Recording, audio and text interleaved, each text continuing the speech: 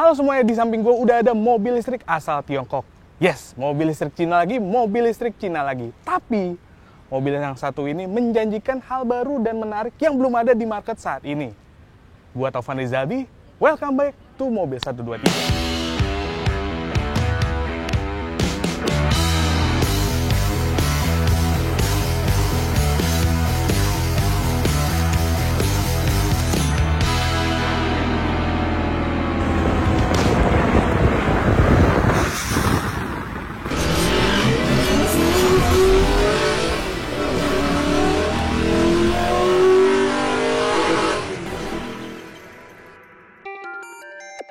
Nah, ngomongin soal tampilan eksterior, mungkin banyak yang bilang mobil ini tuh mirip sama Tesla Model X atau Model Y.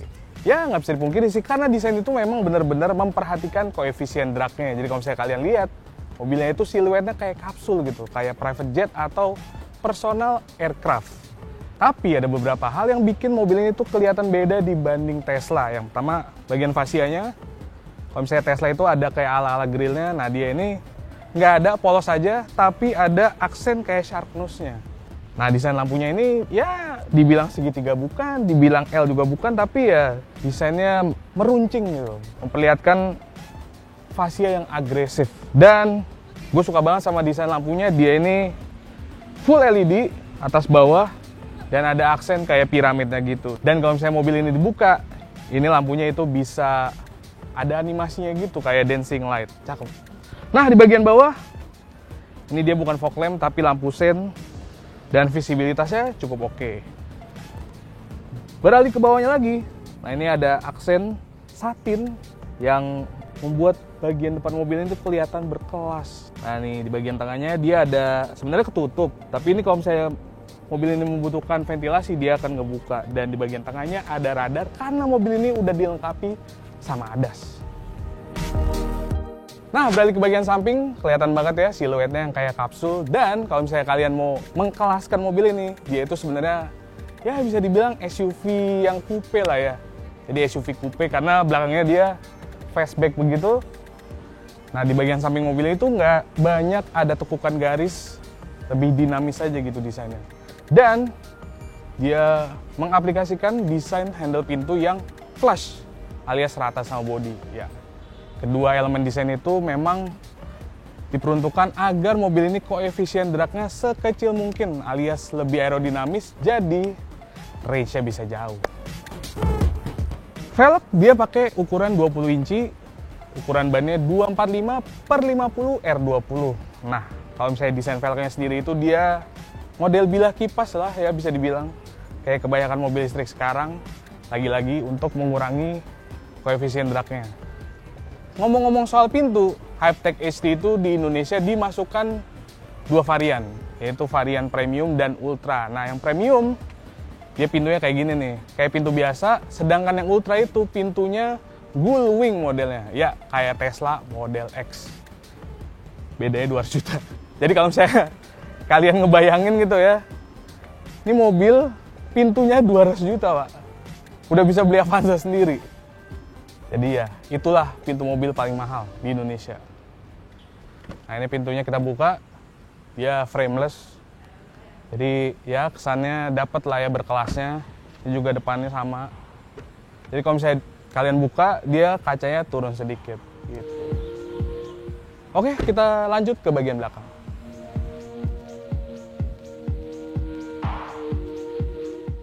Nah, ini bagian belakangnya. Dibanding yang bagian depan, dia sedikit lebih menarik ya, karena dia punya elemen desain yang lebih rame bisa dibilang. Nih kalau misalnya kalian lihat lampunya aja tuh banyak banget pixelnya, dan ini tuh kayak ada diamond-diamondnya gitu 3 biji. Bagian tengah ini emblemnya GAC Ion, dan kalau misalnya kalian lihat nih bagasinya ya, hatchback gitu, dan ada semacam ducktail dikit ya, cuman kecil aja gitu. Di bagian atas dia nggak ada spoiler lagi, cuman ada kamera parkir yang sangat berguna karena kalau nanti kalian masuk, kalian akan lihat di belakang itu visibilitasnya jelek banget. Ini kesannya kan kacanya gede ya. Kalau misalnya kalian masuk, ini tuh kaca di dalam tuh kecil banget, Pak. Jadi ngelihat ke belakang tuh agak sulit. Bagian bumper Sama kayak yang di depan ya, ada aksen satinnya gitu. Dan di bagian bawahnya ada radar lagi. Sekarang kita coba buka bagasinya. Dia udah electric power back door. Dan bagasinya lumayan luas.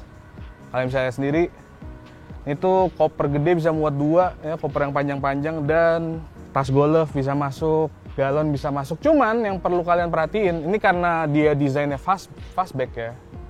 Jadi kalau misalnya kalian naruh galon itu cuma bisa di bagian dalam. Kalau misalnya kalian naruh di bagian luar nih, potong sama ini, pasti mentok sama pintu bagasinya gitu. Ngomong-ngomong soal ukuran, mobilnya itu kelihatannya kalau di kamera tuh kecil gitu ya. Atau misalnya kalian lihat mata, tuh kesannya tuh kayak ya SUV compact lah gitu ya. Padahal mobil ini punya panjang sekitar 4,9 meteran dengan lebar 1,9 meteran. Nah, itu gede banget teman-teman. Kalau misalnya kalian bandingin sama Fortuner aja, dia lebih gede dimensinya. Ya, Fortuner itu panjangnya sekitar 4.800 mm dan lebarnya 1.800-an. Jadi ya, mobil ini lebih panjang dan lebih lebar dari Fortuner. Nah, sekarang kita lihat motor listriknya. Ternyata cuman cover doang, teman-teman. Kita buka, wow, cuman bagasi tambahan. Ya, jadi nggak bisa kalian lihat motor listriknya, karena memang mobil listrik kan maintenance-nya nggak ribet ya. Ini kayak misalnya ini cuman ada buat washer fluid, terus buat liquid, buat radiatornya gitu doang sih. Nah, kalau ngomongin soal motor listrik ya, dia itu dibekali motor listrik permanen sinkronus magnet 250 kW, itu tenaganya 335 HP dengan torsi 430 Nm.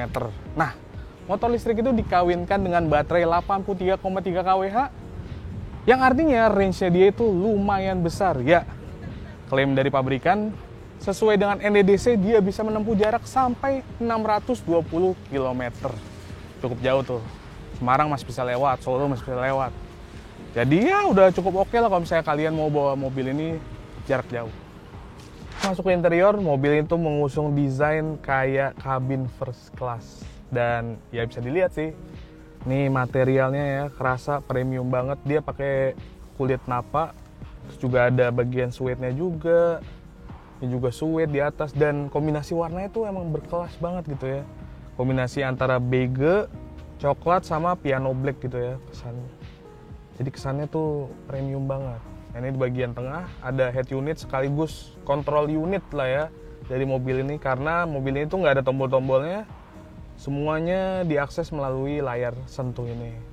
Kalian bisa akses macam-macam, mulai dari infotainment, terus juga fitur-fiturnya, sampai ngunci mobil. Ini harus dari layar juga. Jadi ya, kalau gue pribadi tuh tipe orang yang lebih suka mobil tuh ada tombol-tombolnya, lebih gampang gitu diaksesnya. Ini kalau misalnya kayak layar begini, ini tuh kayak mau nyalain lampu aja ribet. Mau nyalamatin AC ribet. Jadi ya emang harus kalian biasain sih. Cuman ini pertimbangannya ya, emang di pasar Tiongkok itu orang-orang tuh mengenal teknologi tuh mulainya dari smartphone atau tablet. Jadi ya it's only natural kalau misalnya mereka tuh semua komando tuh emang berasalnya tuh dari tablet begini. Karena kalau misalnya kita kan besar ngelihat mobil Eropa, ngelihat mobil Jepang, nah itu mereka desainnya pakai tombol. Nah, orang-orang Tiongkok itu lebih nyaman ya ini, komandonya tuh semuanya dari tablet. Kalau misalnya kita sih agak-agak ribet gitu ya. Nah, ini setirnya dia desainnya oval, nggak bisa dibilang bulat ini karena oval banget nih. Desainnya emang mengikuti ala-ala private jet gitu lah ya, setir private jet. Terus di sini ada tuas yang sebelah kiri ini buat lampu, sen, wiper segala macem, sedangkan yang kanan ini buat tuas transmisinya ya. Kalau misalnya drive ke bawah, ke atas reverse, terus bisa kita pencet, dia parking. Gitu teman-teman. Nah, ini mobil di atas seperti kalian bisa lihat nih ada panoramic roof-nya. Kalau misalnya mau buka agak ribet karena harus dari sini.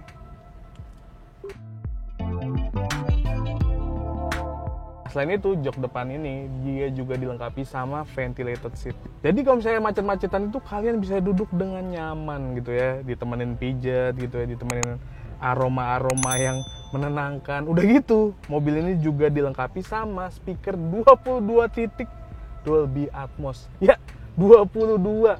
Itu siswa sekolah internasional aja nggak nyampe 20 kayak ini. Speakernya di mobil ini ada 22. Kalau misalnya kalian lihat tuh ya, di bagian bangkunya itu ada speakernya nih. Nah ini cuman speakernya bukan buat musik yang bagian sini. Ini tuh buat loudspeaker kalau misalnya kalian nelpon atau navigasi itu asal suaranya tuh dari sini. Gitu teman-teman. Ini konsol tengahnya dia ala-ala kayak jembatan gitu ya. Di bagian tengahnya sini ada wireless charging untuk bagian kanannya doang. Sini ada cup holder dan ada konsol penyimpanan yang lumayan dalam. Mobil ini tuh nggak punya glove box nih kalau misalnya kalian lihat. Biasanya kan di bagian passenger seat ya, di bagian sini itu ada laci penyimpanan buat glove box. Nah, mobil ini nggak ada, tapi dia mengakomodasi penyimpanan itu dengan konsol tengah yang cukup gede ini. Gitu sih.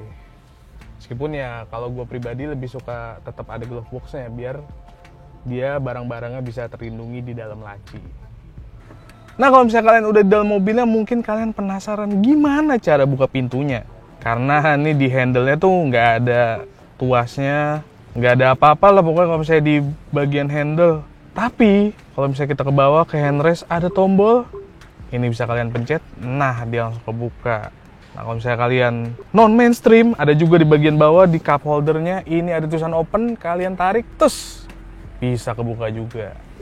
Ya lumayan unik sih. Hypertech HT ini ada sih lumayan lengkap. Bisa kita akses dari head unitnya tuh ada front collision warning, ada rear collision warning, rear cross traffic warning, blind spot assist, door opening warning, lane departure, integrated cruise assist. Pokoknya lengkap banget sih dan ini pengoperasiannya lumayan smooth sih. Meskipun emang notifikasinya banyak banget gitu, tuning. Tapi ya namanya mobil premium ya wajar sih biar kita tuh awas di jalan.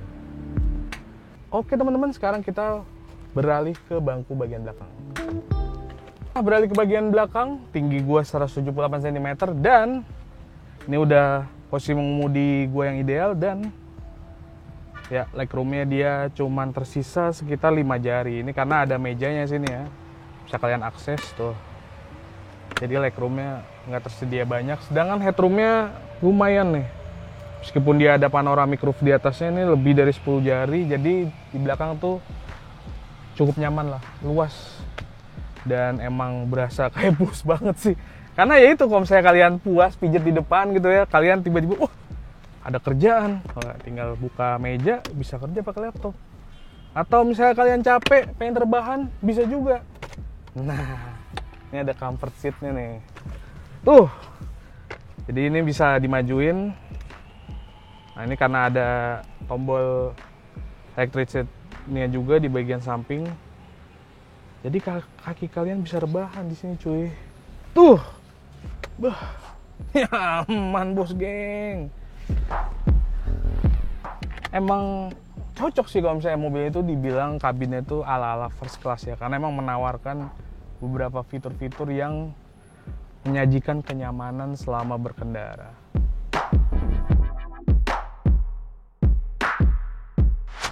Nah, waktunya impresi berkendara. Hypertech HT.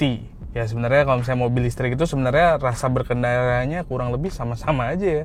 Karena motor listrik kan ya sekali berkitir ya berkitir. Beda sama mesin bensin, dia punya karakternya karena timingnya beda, tuningnya beda. Kalau misalnya motor listrik ya tuh kayak dinamo aja kan. Kalau ngomongin soal motor listriknya sendiri, dia seperti yang udah gue mention, tenaganya 335 HP, torsinya 430 Nm. Nah dia itu kalau misalnya berakselerasi dari 0 sampai 100 km per jam tuntas dalam waktu 5,8 detik. Ya itu udah kenceng banget. Karena kayak sport sedan aja itu rata-rata segituan tuh regionnya. Kalau misalnya mobil listrik menurut gue bawah 6 detik tuh udah kenceng banget. Kalau misalnya 3 detikan kayak BYD atau kayak Tesla pada umumnya itu udah eksesif. Nih kita cobain aja. Kita pencet gasnya,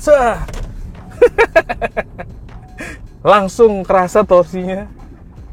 Dan ya apa ya, hitungannya tuh mobil ini masih cukup nyaman sih. Jadi meskipun kita berakselerasi kayak tadi gitu, dia itu nggak ngebuang-buang bodinya, terus juga nggak terlalu ngejambak banget, masih hitungannya smooth.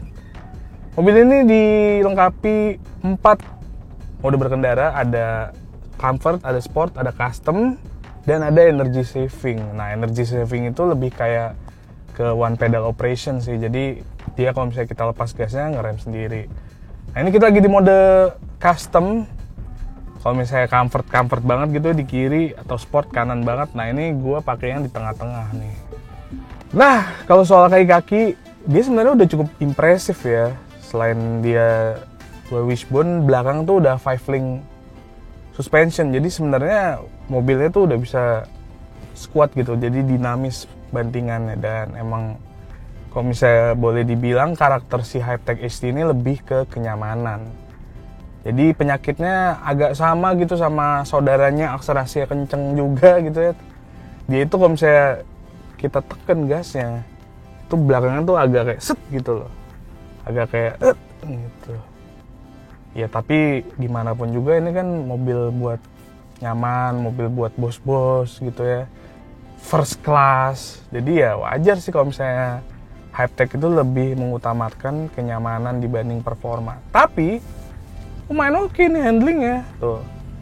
Setidaknya tuh si setirnya lumayan responsif dan tuh body rollnya nggak terlalu gerasa sih. Udah lumayan oke lah. Cuman ya itu lebih ke spring rate-nya aja yang belakang itu kayaknya terlalu rendah buat selera gua. Tapi kalau misalnya buat nyaman-nyamanan sih oke banget ini. Soal range, tadi juga gue udah mention, dia itu diklaim bisa sampai 620 km berdasarkan NEDC. Sebenarnya kita belum coba sampai habis bis gitu ya, tapi so far itu real time-nya kalau misalnya di instrument cluster tuh sekitar 500-an ya. Mungkin kalau misalnya kita cobain sampai kosong bisa sampai 600-an sih. Nah, kalau misalnya konsumsinya itu sendiri, dia di dalam kota dia bisa 8 km per kWh, sementara kalau buat di tolnya itu sekitar 5,5 km per kWh. Jadi ya oke lah. Oke lah teman-teman, kita sudahi saja kontennya. Terima kasih sudah menonton. Nih BTW nggak ada Hadi karena dia itu harusnya ke Mandalika, tapi flightnya di cancel jadi batal. Ya begitulah. BTW jangan lupa like konten ini, subscribe juga Mobil 123, kunjungi website kita dan download aplikasi Mobil 123 di App Store atau Google Play Store. Hehe. Mobil 123